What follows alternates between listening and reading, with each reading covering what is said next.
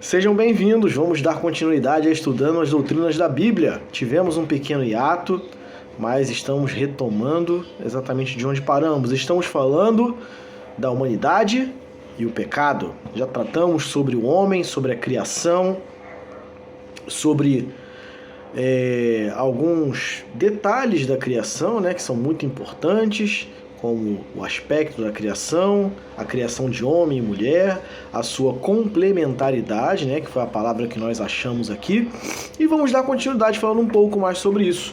Falemos agora sobre o homem como imagem de Deus. Gênesis 1:26, que é um versículo bastante conhecido, vamos começar por ele. Gênesis 1:26. Bastante conhecido esse versículo, Também disse Deus, façamos o homem à nossa imagem, conforme nossa semelhança. Tenha ele domínio sobre os peixes do mar, sobre as aves do céu, sobre os animais domésticos, sobre toda a terra e sobre todos os répteis que rastejam pela terra. O homem é tido como sendo criado à imagem de Deus. O Novo Testamento usa a mesma frase com relação a Jesus Cristo. Vamos ver? 2 Coríntios 4:4. 2 Coríntios 4:4. Nos quais o Deus deste século, 2 Coríntios o Deus deste século cegou o entendimento dos incrédulos, para que não lhes resplandeça a luz do evangelho da glória de Cristo, o qual é a imagem de Deus. Temos também ainda Colossenses 1:15 e Hebreus 1:3. Hebreus 1:3 é até um versículo bastante interessante para nós. A introdução ao livro de Hebreus trata da posição de Jesus Cristo em relação a Deus, aos anjos e aos homens. Hebreus 1:3. Não foi. Ele, que é o resplendor da glória e a expressão exata do seu ser, sustentando todas as coisas pela palavra do seu poder, depois de ter feito a purificação dos pecados, assentou-se à direita da majestade nas alturas. Então nós vemos, Jesus Cristo também como imagem de Deus. E os que creem estão destinados a partilhar a imagem divina mediante sua união com Cristo. Interessante essa ideia, Vamos vê-la? Romanos 8:29. Estamos destinados a partilhar a imagem divina mediante nossa união com Cristo. Romanos 8:29. Também é um versículo bastante conhecido. Porquanto aos que de antemão conheceu, também os predestinou para serem conformes à imagem de seu Filho, a fim de que ele seja o primogênito entre muitos irmãos. Quando nós lemos 1 Coríntios 15, nós vemos lá que o corpo humano que nós agora temos será desfeito. E nós seremos revestidos, 1 Coríntios 15 usa algumas palavras para definir o que nós nos tornaremos. Então diz lá que nós seremos revestidos da incorruptibilidade e também da imortalidade. Portanto, nós temos aí o que nós chamamos de corpo glorioso. Ele é um corpo humano? Não é. A Bíblia não dá os detalhes de como é esse corpo, mas esse versículo que nós acabamos de ler, Romanos 8:29, somado com os versículos de 1 Coríntios 15, 49, vamos dizer que, primeiro, é um corpo semelhante ao corpo de Cristo depois da sua ressurreição. E segundo, é um corpo incorruptível e imortal, O que nos indica, que seremos semelhantes a Cristo, e aí sim partilharemos dessa ideia que o autor colocou aqui, Os que creem estão destinados a partilhar a imagem divina mediante a sua união com Cristo.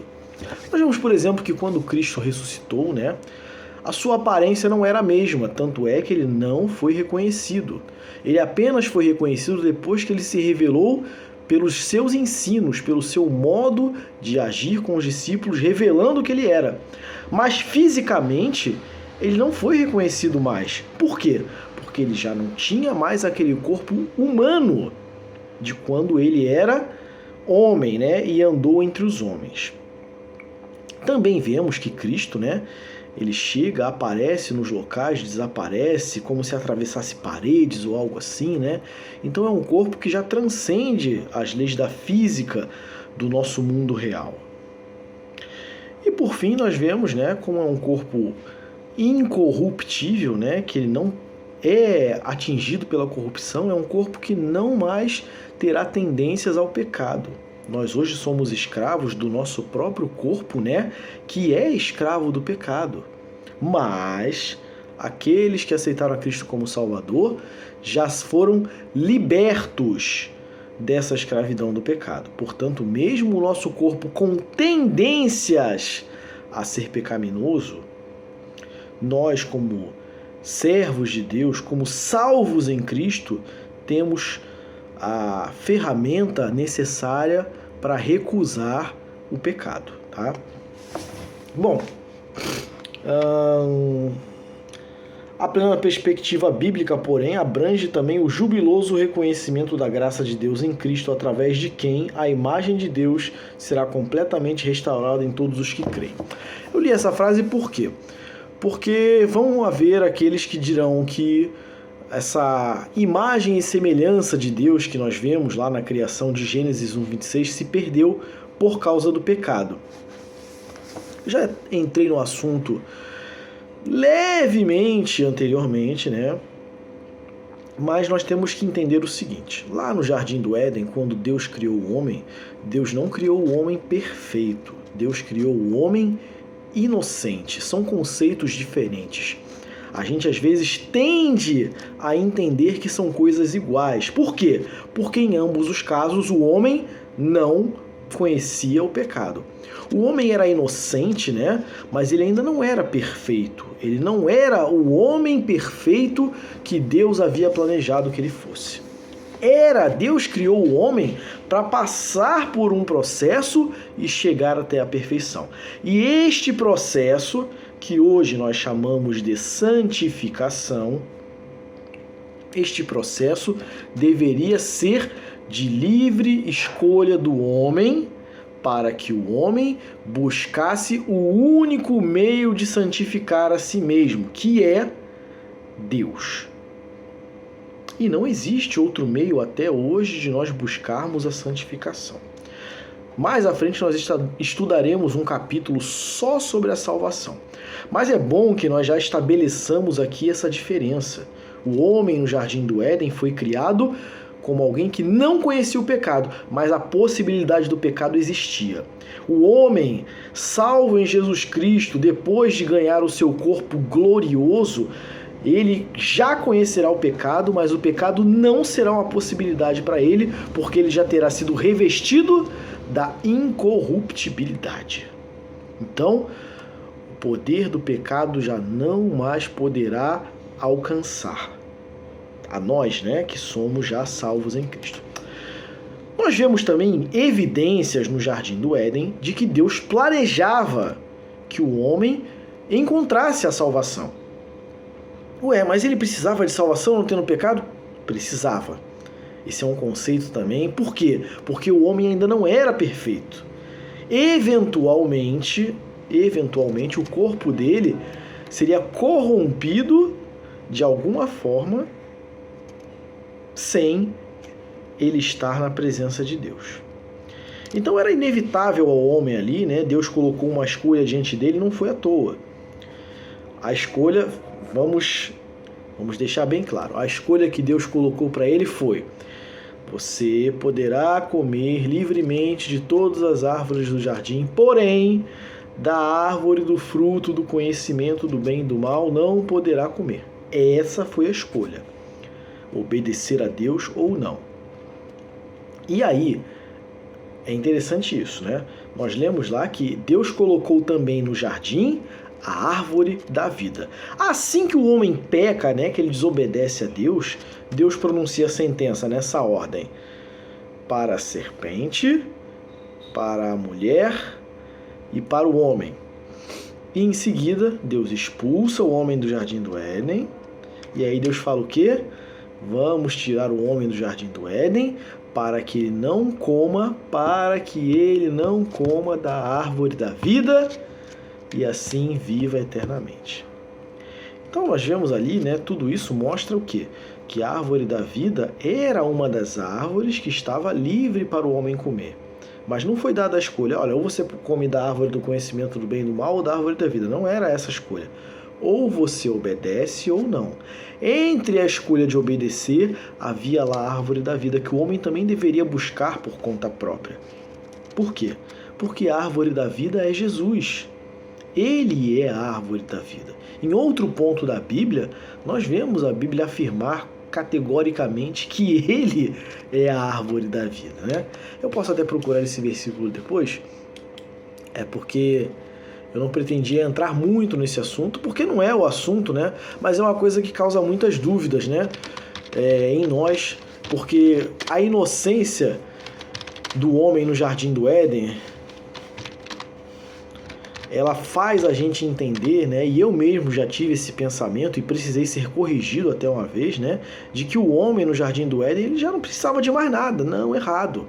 Ele ainda precisava buscar a Deus e se alimentar de Jesus Cristo para que ele alcançasse a perfeição, verdadeiramente a perfeição, né?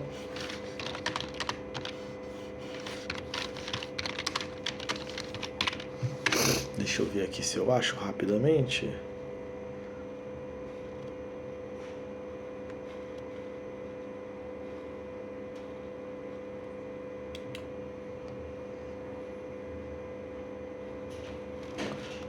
Depois eu vou procurar melhor.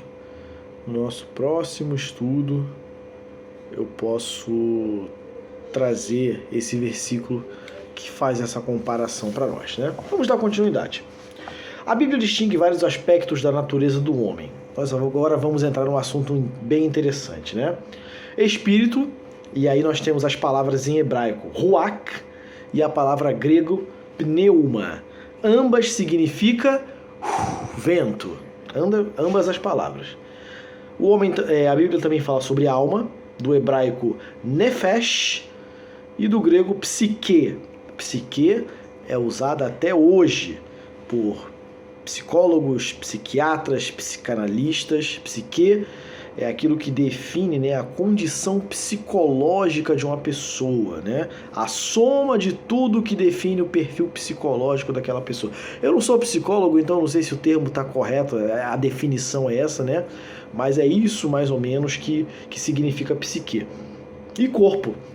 No Novo Testamento nós temos o grego soman e do hebraico nós temos no Antigo Testamento não a palavra corpo, mas a palavra carne. Do hebraico bazar e do grego, no Novo Testamento, obviamente, sarx.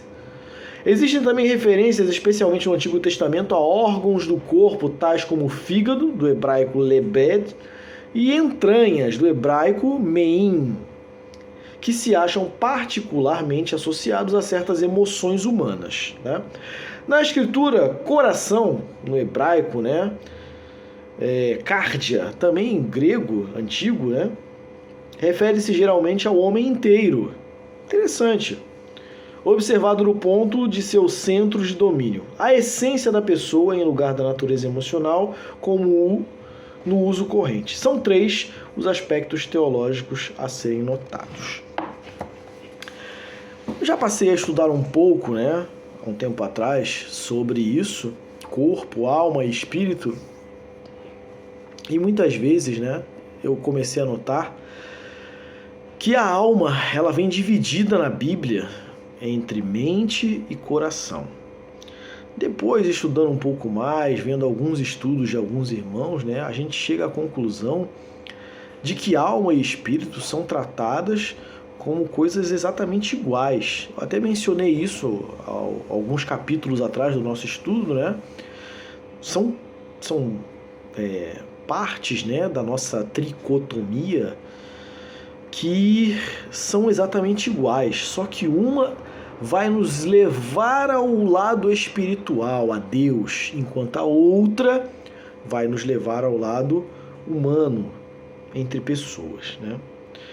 É meio difícil de só falando assim a gente entender, mas depois vamos ler alguns versículos que vão nos dar essa noção melhor, né? Dicotomia ou tricotomia?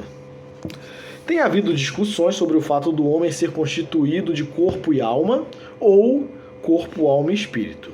Os dicotomistas apelam para a Escritura, afirmando que nela os termos alma e espírito são intercambiáveis, ou seja, só vai mudando, mas significam a mesma coisa. Não. Ele dá aqui para nós alguns exemplos, né? Mateus 6,25, vamos dar uma olhadinha. Mateus 6,25.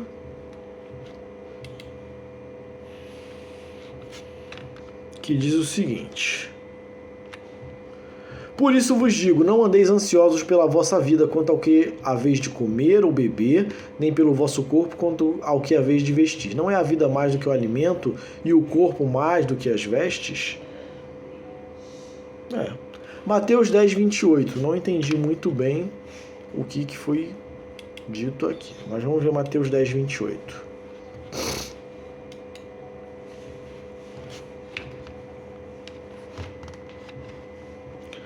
Não temais os que matam o corpo e não podem matar a alma.